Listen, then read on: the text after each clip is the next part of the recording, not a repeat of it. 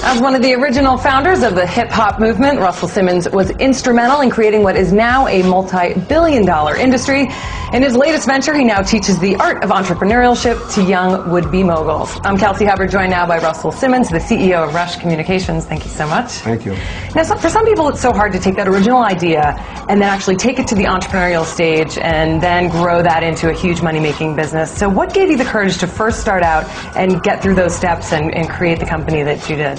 I was very lucky. I found a passion in music, and that music caused me to want to share it. You know, I mean, I think that's what we wake up, we have something we want to give, and we go to work on it. What you use the perfect word, courage. You know, you have to be able to resist. People will want you to do the traditional thing or the conventional thing. So if you have this idea and you want to share it with the world, and the world is only has a few ideas in works, and the rest of all the ideas are, bound, there's so much that's not being done. So in other words, if you're an entrepreneur, you just see any of those many things, God gives you so many talents, any of those things would do. You can be anything you want to be, and you can start today, as opposed to waiting for some opportunity.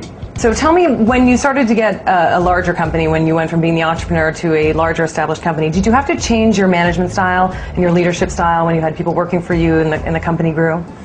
A lot of times, in many instances, I built companies where I was the only one that believed, and then someone else would come along, and because they see it starting to happen, they would find a part, that they could play a role, and they would help me to build that company. And over a period of time, some of those executives became more equipped to manage those companies than I did, and I was able to move outside of those companies and start another process.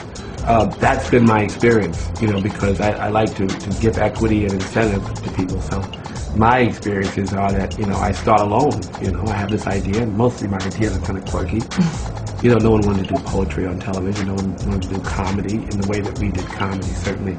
And people didn't believe in it. They certainly didn't believe in rap music or in this fashion venture that we started 20 years ago. So it was the only one. There were no African American, there were no companies like ours, and there was no real distribution of the kind of ideas I was producing. So I've had the experience of doing things that were fairly unique. And talk to me about this new venture you're doing, Race to Be, where you're actually teaching or encouraging young, creative people to be entrepreneurs. Is that something you can teach someone?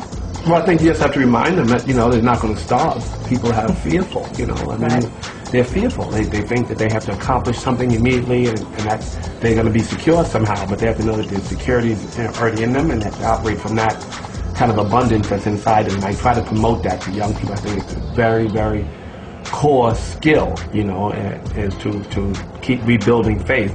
That's something you teach, faith. You teach by example. You point out to them that they're safe, and so that's part of how you build entrepreneurs.